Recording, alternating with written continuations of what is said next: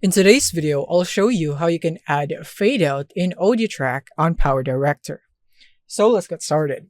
So here we have our audio track right here. It's actually linked in the video, as you can see here in the timeline, but it's fine. We can still add a fade out audio for that.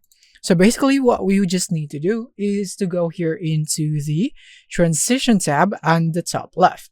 And then scroll all the way to the bottom, and then you should see the audio for music. And then you want to click on that, and then you would now be able to see the constant gain and constant power.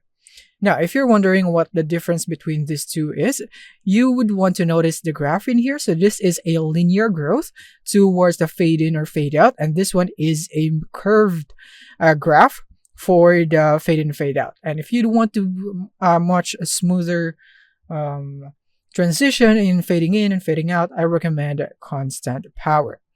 So now what I'm going to do is that I'm just going to go with constant gain for this tutorial and then place it here at the beginning of the audio clip. So make sure that you are pointing your cursor right here at the audio track just below your video and here at the end. So this is the fade out right here, and this is the fade in.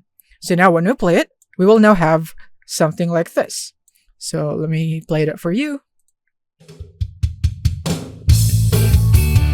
Notice the fade in on that, and now the fade out. So yeah, and then next is that you could also adjust the length of the fade out. If you'd want to make it start earlier in fading out, then you could just adjust the length right here according to what you want, and then the same thing goes for the fade in. So that's it on how you'd be able to do this on PowerDirector. Thank you for watching, and see you in the next one.